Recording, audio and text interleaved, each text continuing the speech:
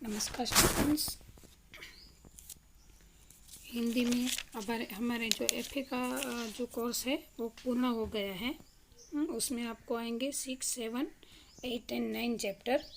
तो आज से हम रिवीजन शुरू कर रहे हैं। तो पेपर स्टाइल के हिसाब से सबसे पहले हैं एमसीक्यूज़। तो हम चारों चैप्टर के एमसीक्यूज़ साथ में कर लेंगे, ठीक है।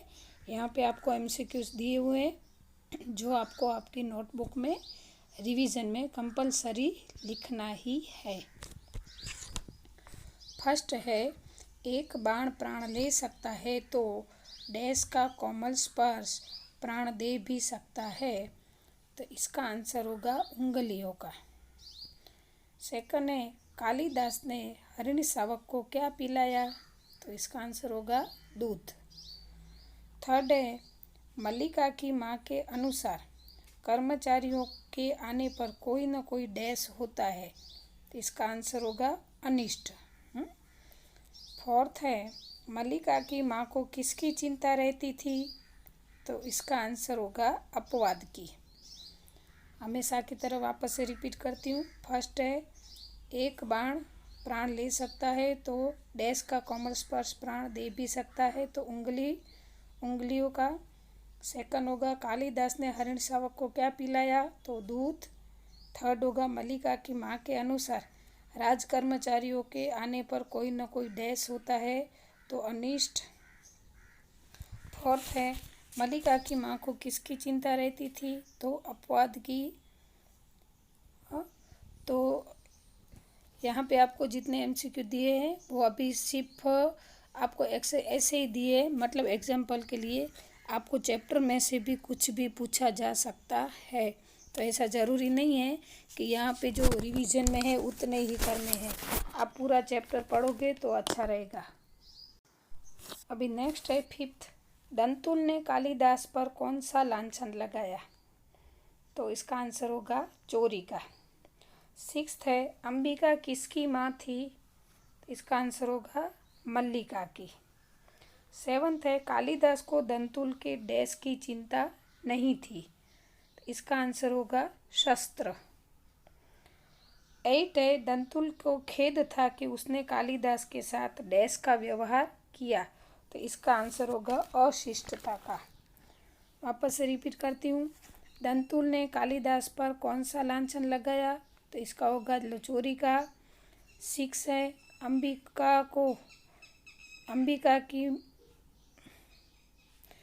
अंबिका किसकी माँ थी? सॉरी।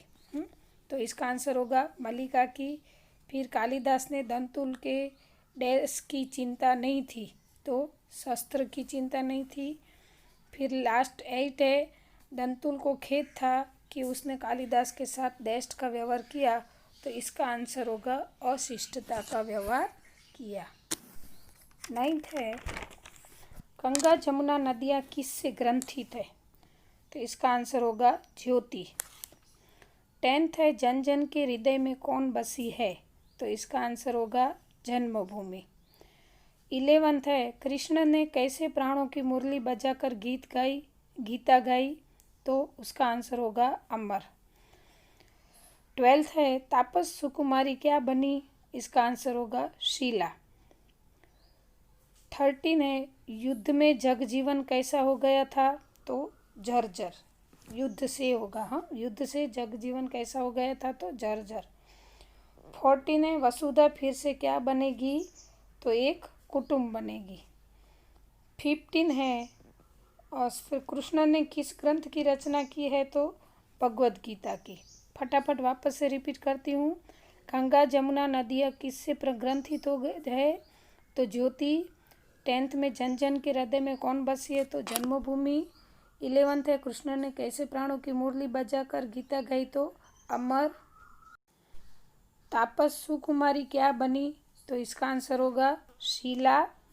फिर 13 है, युद्ध से जगजीवन कैसा हो गया है? तो इसका आंसर होगा जर्जर। 14 है, वसुधा फिर से क्या बनेगी? तो एक कुटुंब। और 15 है, कृष्ण ने किस ग्रंथ की रचना की? तो इसका आंसर होगा भगवद गीता। ठीक है। अभी नेक्स्ट 16 है, शांति निकेतन क्या है?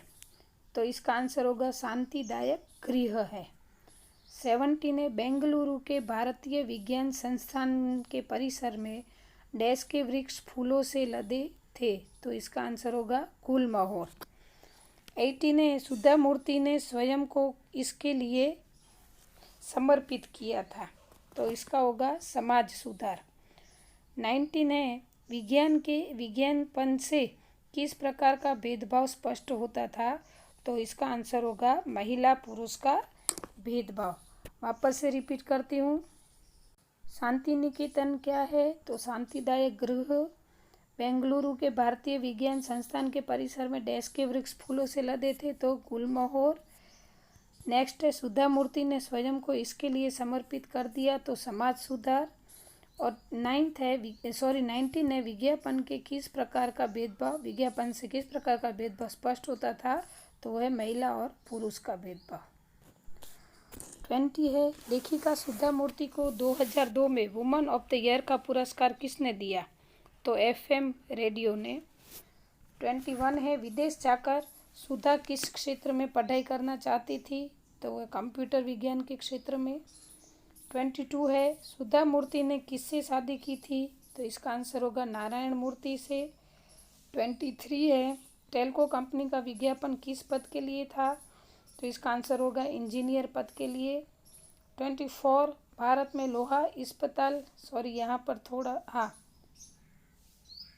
लोहा इस्पात का उद्योग विकसित करने वाला सज्जन कौन है, तो श्री JRD टाटा। ठीक है, वापस से रिपीट करती हूँ, लेखिका सुधा मूर्ति को 2002 में वुमन ऑफ द ईयर का पुरस्कार किसने दिया, तो FM रेडियो ने। फिर विदेश जाकर सुधा किस क्षेत्र में पढ़ाई करना चाहती थी, तो कंप्यूटर विज्ञान के क्षेत्र में। सुधा कुलकर्णी ने किससे शादी की, तो नारायण मूर्ति से। टेल्को कंपनी का विज्ञापन किस पद के लिए था, तो इंजीनियर पद के लिए। भारत में लोहा इस्पात का उद्योग विकसित करने वाले सज्जन है, तो इसका आंसर होगा श्री JRD टाटा। तो यहाँ पर 24 MCQ कंप्लीट होते हैं। अभी हम नेक्स्ट MCQ पढ़ेंगे। 25 है, खरहा जिसमें रहता था वह झुरमुट कैसा था, तो इसका आंसर होगा घना। 26 है, सब डैश बचाकर रोटी कमाने की सीख देते हैं, तो जान, इसका आंसर होगा जान। 27 है, खरहा क्या खाता था, तो इसका आंसर होगा घास की फुनगियाँ। 28 है, खरहा क्यों भागा, तो इसका आंसर होगा शिकारी कुत्ता पीछे पड़ा था इसलिए। फिर 29 है, कुत्ता झाड़ी में सूंघ सूंघ कर क्या छानता था, इसका आंसर होगा वन के जीव जंतुओं को। और 13 है, जो लास्ट है, खरहा नींद से क्यों जागा, तो इसका आंसर होगा कुत्ते की सांस की आवाज़ सुनकर। वापस से रिपीट करती हूँ। 25 है, खरहा किस में रहता था, जिसमें रहता था वह झुरमुट कैसा था, तो घना। सब डैश बचाकर रोटी कमाने की सीख देते हैं, तो जान। खरहा क्या खाता था, तो घास की फुनगियाँ। 28 है, खरहा क्यों भागा, तो शिकारी कुत्ता पीछे पड़ा था इसलिए। 29 है, कुत्ता झाड़ी में सूंघ कर क्या छानता था, तो वन के जीव जंतुओं को। और लास्ट है, खरहा नींद से क्यों जागा, तो कुत्ते की सांस की आवाज़ सुनकर। तो स्टूडेंट्स, MCQ का रिवीजन यहाँ पे कंप्लीट होता है। आपको ये नोटबुक में लिख लेना है। ठीक है, अस्तु।